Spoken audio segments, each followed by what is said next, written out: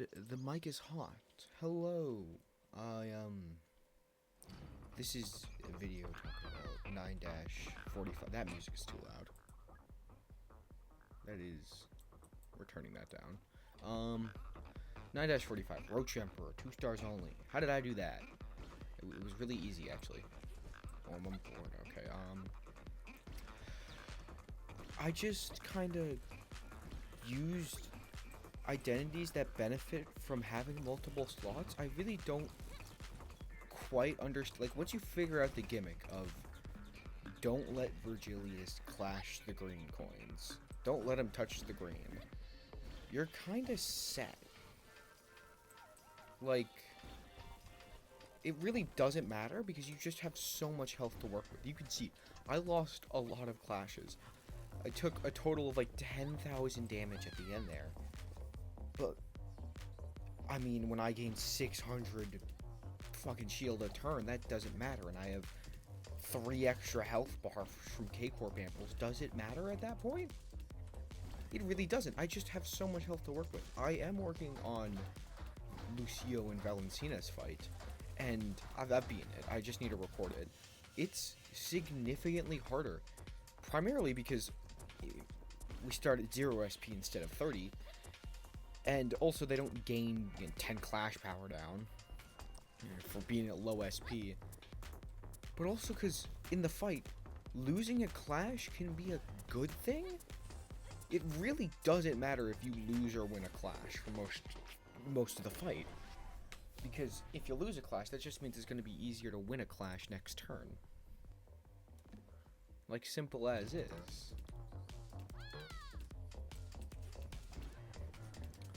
I kind of fucked that up, whatever.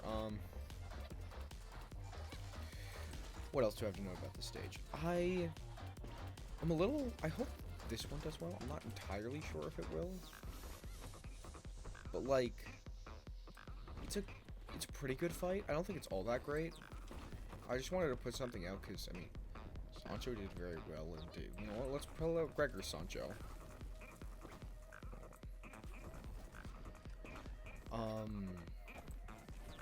Also, yeah, it's a long-ass fight. It took me a total of 20 minutes. The video's only 12 minutes long, but the fight took me 20 minutes to do. It's a long motherfucker.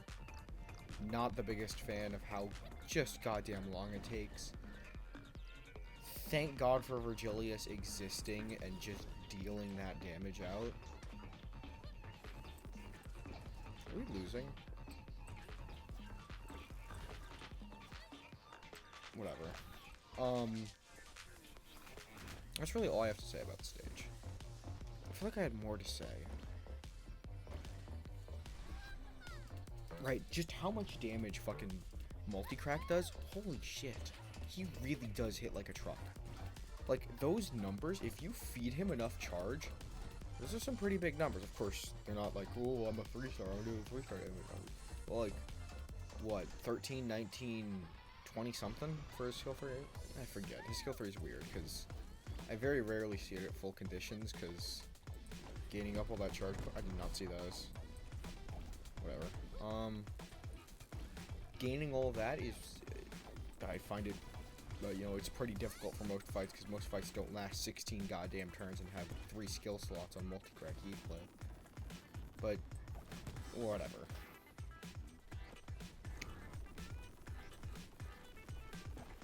Also, I find it very funny that the Virgilius we have in, Kanto 9 is just objectively weaker than the one we see in Kanto 6. Like, objectively. As an assist unit, I think he has a, in Kanto 6, he has a skill that rolls like a, oh my god. Holy Omega Throw. I am so rusty at haste. I haven't played this game in forever, but, you know, hey, it's good background. You ever seen the background music, the background sound, music? Background image guy mess up? Yeah, first time for everything. Ooh, look at this. I'm playing Subway Surfers and I messed up and died. Isn't that cool? I hope you're judging this gameplay. I know somebody is. What else do I have to say? I feel like that fight gets way overhyped. Like, way, way overhyped in difficulty. Valentina is dead-ass harder, because Lucio is, like... Of course, the second Valentina shows up, and Virgilius shows up, the fight gets magnitudes easier, but, like... Lucio alone? He's scary. He's not very scary in his first... Actually, I don't think I have done his... I've done his first fight 2 stars only, but... I might release both of those at the same time when the thumb IDs come out. We'll do those. We'll do Valentino and Lucio's first fight at the same time. That'd probably make things interesting. You know, ooh, thumb hype. Everyone get hype for the thumb. Oh my god, and we just bully them. I'm still working on that leg hang video. Do I have any other thoughts? Oh, yeah, ego. You don't need ego for this fight. Like, at all. It's completely unnecessary. Just because of... Like, it's not... The base egos win the clashes. If you have base egos, they win the clashes. Everything gets fueled eventually. It's a little disappointing that, Multicrack Heathcliff's skill 1 and T-Corp Rodion's skill 2 are Wrath, because thanks to Virgilius, I think, does he count as generating ego resources? I forget. Honest to God, because you don't really have to think about it, because while the egos are a free clash win, it doesn't matter if you win or lose a clash. He loses SP when he wins a clash. There's deadass no reason. Oh, right. Strategy. Oh my god, brain boom. There was a little bit of strategy I put into this. Primarily, if you're gonna lose a clash, lose it with Rodion, because he will inflict more of his Roach debuff, which removes, of course, Virgilius' shield that he applies. When he wins a clash, he inflicts it. He inflicts it on hit anyway. It just... Because Rodion is tankier, and you're more willing to lose her. She just doesn't... Oh my god, I am Omega throwing. I used to be able to do well at that. Holy shit. Holy shit. Rodion just does not scale as well as Heathcliff does in this fight. Multicrack Heathcliff scales so beautifully. Especially compared to T... Like, she can clash pretty high. You can see it there for a couple times. She clashes really high. You manage to check that 2 clash power and that extra clash power from her passive. She can clash really high. If. And also, even then, from her passive, you need borrowed time. And I don't know if using borrowed time was the right move in this fight, because maybe she would have survived if I let her not go into borrowed time, because she takes, you know, more damage when she goes into borrowed time. She gains fragile.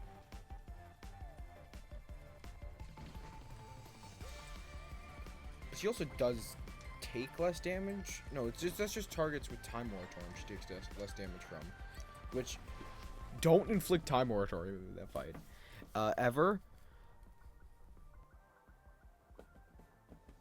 Oh, I'll take some spices. I need some healing. Yeah, never inflict time moratorium in this fight. Hold on, let me check. What is his resistances to sloth? Roach Emperor. Yeah, no, don't. He is 0.75. Do not inflict him. I mean, you could burst it early with a setup of 2, but like two of her skill 3s.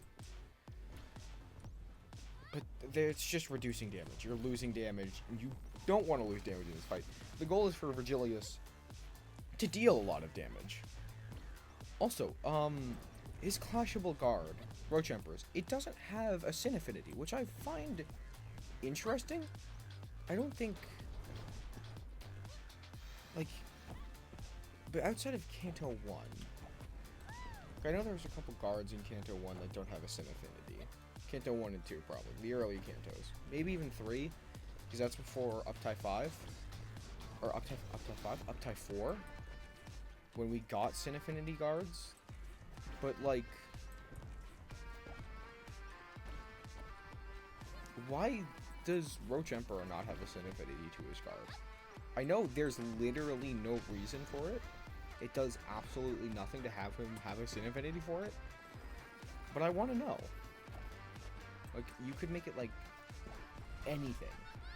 And you chose nothing? It's weird. Also, for that guard, if you can, without, like, sacrificing, clashing the green coins, have someone clash that guard that is not Virgilius. You do not want that guard to target Virgilius because it will make him deal 50% less damage, and that is never a good look.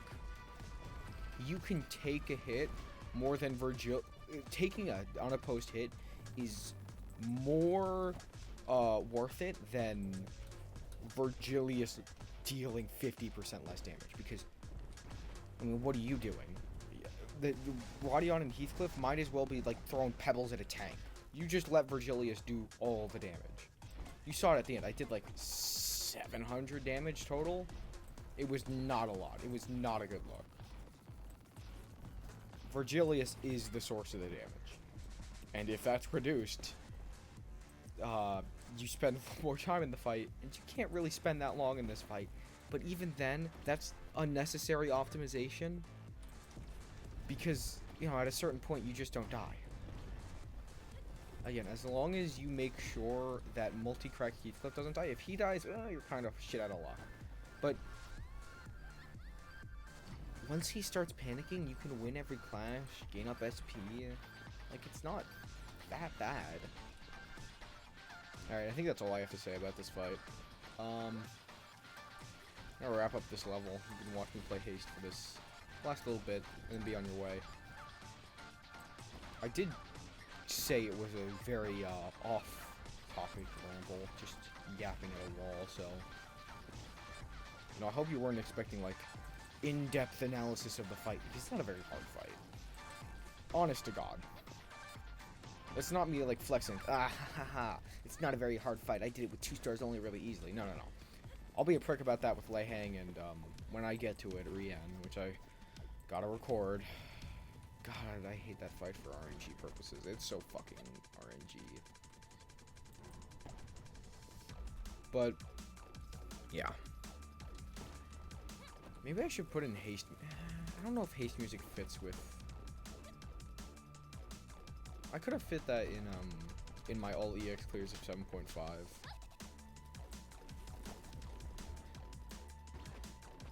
But whatever. What's done is done. Maybe throwing in some haste music would be cool, but that's all I have. Yeah.